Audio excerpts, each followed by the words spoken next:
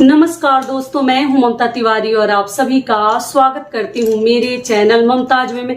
कैसे हैं आप सब? तो ये बताने के लिए कमेंट बॉक्स में जय माता दी हमेशा की तरह जरूर लिखें। तो चलिए दोस्तों, आज हम इस वीडियो में बहुत सारी महत्वपूर्ण बातें जानेंगे, जैसे कि मासिक धर्म में पीरियड्स में दीदी हम माता की पूजा कैसे करें, कल कलश स्थापना कैसे करें और करवाएं।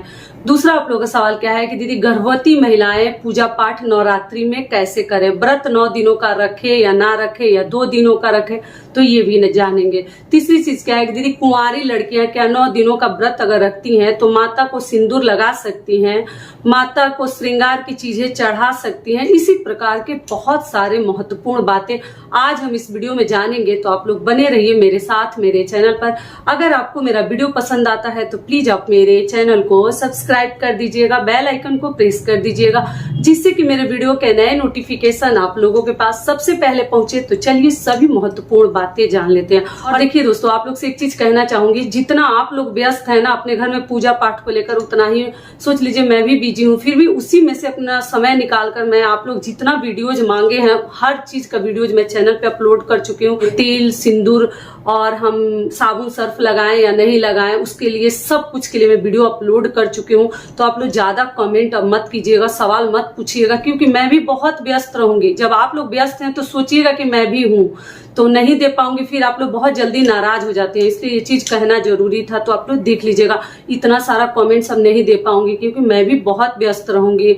और आपको मालूम है व्रत त्योहार में काम बढ़ जाते हैं, लोगों का आना जाना, गेस्ट, तो इसलिए आप लोग थोड़ा सा ध्यान रखिएगा। तो ये हो गया। लेकिन देखिए, जो वीडियो आप लोग इस वीडियो के लिए भी आप लोग बहुत दिन से मांग रहे थे, दीदी मासिक धर्म के लिए वीडियो बताइए, तो देखिए फिर ये वीडियो मैं आप लोगों के लिए देने जा रही हूँ। तो ये हो गया। तो चलिए अब बात कर लेते हैं। तो सबसे पहले कुंवारी लड़कियों के लिए बात कर लेते हैं। जो भी लड़कियां 9 दिनों का व्रत रखती हैं, और आप लोग पूछे कि दीदी हम 9 दिनों का व्रत रखते हैं तो क्या माता को सिंदूर लगा सकते हैं? तो जी, आप सिंदूर लगा सकती हैं। कुंवारी लड़कियां भी सिंदूर लगाती हैं और शादीशुदा तो लगाती ही हैं। और आप क्या कीजिएगा, श्रृंगार की चीजें आप लोग पूछे दीदी कब चढ़ाएं, सभी लोग के लिए बता दूं, अष्टमी के दिन चढ़ाएं या प्रतिपदा के दिन। तो देखिए, अष्टमी के दिन भी आप लोग चढ़ा सकते हैं, लेकिन जो कलश स्थापित करते हैं, कलश स्थापना करते हैं घर में, वो न पक्का प्रतिपदा के लिए कुछ न कुछ प्रतिपदा के दिन कुछ न कुछ चढ़ा देते हैं। तो आप लोग चढ़ा दीजिएगा। और अष्टमी के दिन अच्छे से श्रृंगार की चीजें आप लोग चढ़ा सकती हैं। और महिलाएं कुछ अपने लिए भी रख सकती हैं, लड़कियां भी कुछ अपने लिए शादी का सोच कर रख सकती हैं। और बाकी जो सुहाग की चीजें हैं आप माता के पास छोड़ भी सकती हैं, या किसी ब्राह्मण या ब्राह्मणी को आप लोग दे सकते हैं। क्लियर हो गया? तो आप लोग अष्टमी को ही चढ़ाएं तो ज्यादा बेहतर है। लेकिन जो कलश स्थापना किए हैं वो थोड़ा बहुत कुछ न कुछ वहां जरूर कल के दिन आप लोग चढ़ा दीजिएगा। मैं हर प्रकार के वीडियो चैनल पे डाल चुकी हूँ, कलश स्थापना, पूजा का शुभ मुहूर्त, कलश स्थापना का सब कुछ बता चुकी हूँ, क्या खाएं ना खाएं। आप जाइए मेरे चैनल पे, हर प्रकार के वीडियोज आपको मिलेंगे। तो ज्यादा कमेंट्स अब मत कीजिएगा, लोग क्वेश्चन मत पूछिएगा, ठीक है? जय माता दी लिख सकते हैं आप लोग। ये हो गया। अगला आप लोग का सवाल है गर्भवती महिलाओं के लिए कि दीदी हम कलश स्थापना करेंगे तो अपने पति के साथ क्या कल बैठ सकते हैं और किस साइड बैठें? तो देखिए, पुरुष के ना दाहिने साइड जो है महिलाएं बैठती हैं, तो आप दाहिने साइड बैठ सकती हैं कलश स्थापना करने के लिए। लेकिन गर्भ अवस्था में कोई भी नहीं बैठेगा, क्योंकि गर्भवती महिलाओं के लिए बता दूं कि 3 सिर लेकर ना कभी हम लोगों को चौका नहीं बैठनी चाहिए। चौका बैठना जिसको बोलते हैं, जोड़ी में नहीं बैठनी चाहिए, वो पूजा आपका सही नहीं होगा। तो केवल अपने पति को ही कलश स्थापना करने दें। आप लोग बैठकर वहां पर मतलब ना बैठे साथ में जोड़ी में, इस बात का आप लोग ध्यान रखिएगा, सही नहीं होता है।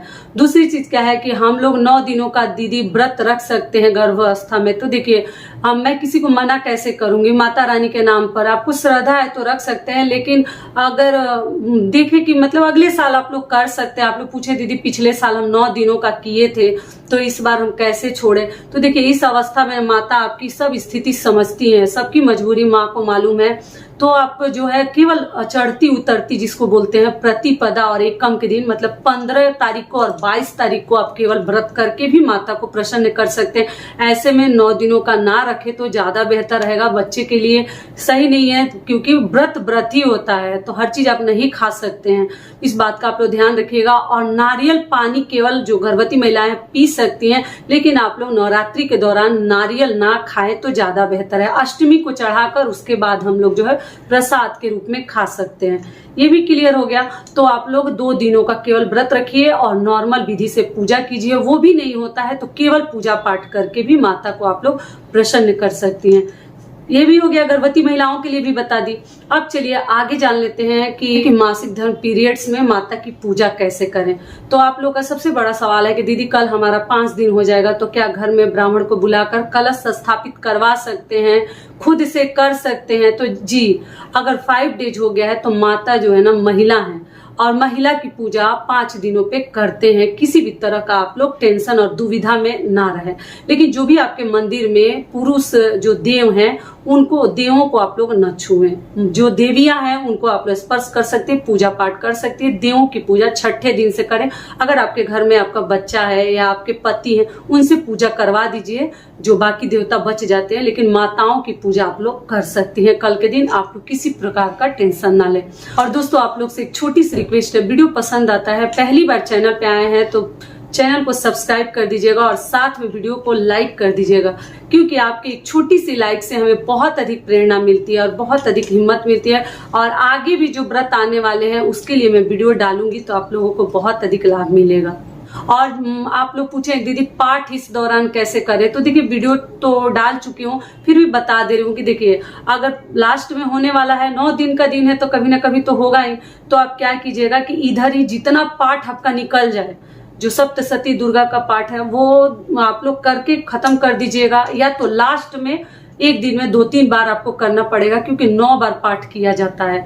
या अगर जिनसे नहीं हो पाता है वो 13 अध्याय 9 दिन में धीरे धीरे पढ़ के जाते हैं, मतलब एक बार ही पढ़ते हैं 9 दिनों के दौरान। तो आप देख लीजिएगा किस प्रकार का मैं पाठ की विधि सब बोलकर डाल चुकी हूँ बताकर। ये हो गया। तो आप लोग इस प्रकार से भी कर सकते हैं। और बीच में आप लोग पूछे हैं कि मान लीजिए कि अखंड ज्योति हम जलाएंगे, तो दीदी बीच में ऐसा हो जाए तो फिर कौन दिया को संभालेगा? तो देखिए इस चीज को आप लोग मन में पहले ध्यान से ध्यान रखिएगा। अखंड ज्योति तो जलानी है। अगर आप अपने घर में कलश स्थापना करवाए हैं तो आप ब्राह्मण से भी पूछ लीजिएगा। अगर कलश स्थापना जब करवाते हैं ना, तो बिना ज्योति का ना, बिना अखंड ज्योति का मतलब अच्छा सही नहीं माना जाता। और जो है कलश स्थापना एक अलग ही चीज है, बहुत ही मतलब महान चीज है। हर आदमी नहीं कर पाता, इतना आसान भी नहीं है। आप जैसे तैसे चाहें कि हम कलश स्थापना कर दिए फिर विधि विधान से नहीं निभाएंगे तो ये सही नहीं है। अगर आप कलश स्थापित श्रद्धा भाव से कर रही हैं तो आपको एक दीपक कितना तेल लगेगा, बहुत ज्यादा नहीं लगता है, 1-1.5-2 लीटर लगेगा, उससे कम ही लगता है, सब बच जाता है। तो मुझे भी अंदाज नहीं है, जितना खत्म होता है मंगा लेती हूँ, लेकिन फिर आप लोग देख लीजिएगा। तो आपको अखंड ज्योति पक्का जलानी है, ठीक है। और दिया को जब साफ कर रहे हैं तो एक साइड से दिया वगैरह आप लोग जला लीजिएगा, मतलब प्रज्वलित कर लीजिएगा, नहीं तो वो दिया 1 सेकेंड के लिए बुझनी नहीं चाहिए। तो साफ करिए तो एक साइड में जला कर रख के फिर साफ कीजिएगा।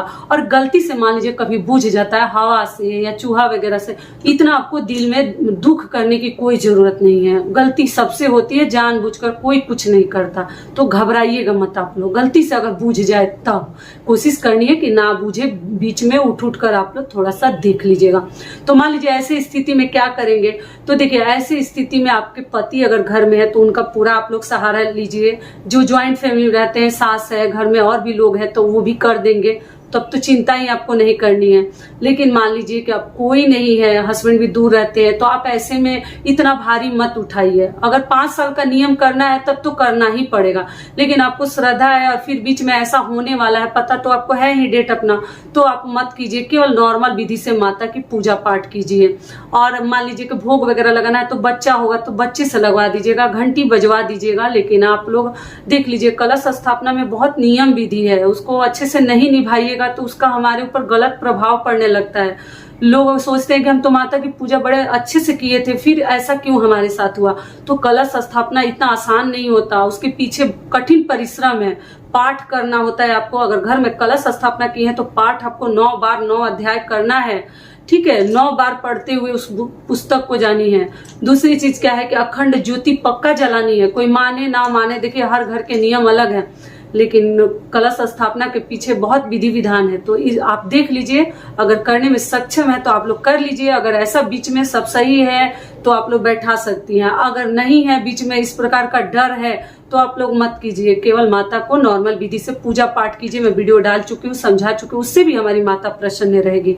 और कोई नहीं है तो आसपास के लोगों से भी आपको मदद लेनी पड़ेगी, नहीं तो आप माता को कैसे रखिएगा, मंदिर को सूना कैसे रखिएगा, बिना धोए पोछे फोटो को, बिना भोग लगाए कैसे रखिएगा। नवरात्र में जब आप माता का आवाहन किए, माता को अपने घर बुलाई है, तो ऐसे तो आप रख नहीं सकते। आपको वहां साफ सफाई करना ही पड़ेगा, दीपक प्रज्वलित करना ही पड़ेगा। तो ये सभी कार्य आपको करनी है। और बीच में ऐसा हो जाता है तो पति है तो उनसे पूरा आप लोग सहारा ले सकती हैं, कोई दिक्कत नहीं है। जितना उनसे होगा, बोलिएगा जितना उनसे होगा उतना ही वो करेंगे। ऐसा नहीं कि आप जितना विधि से करती हैं उतना वो लोग करें, नहीं। वो केवल एक भोग भी लगा देंगे ना, बर्तन धो के भगवान का, और एक दीपक जला देंगे ना, उनका पूजा उतना ही बहुत है। और विधि विधान से करे तो और भी अच्छा है। और कोई नहीं है तो बच्चे से केवल भोग लगवा दीजिए। सारी बातें क्लियर हो गई।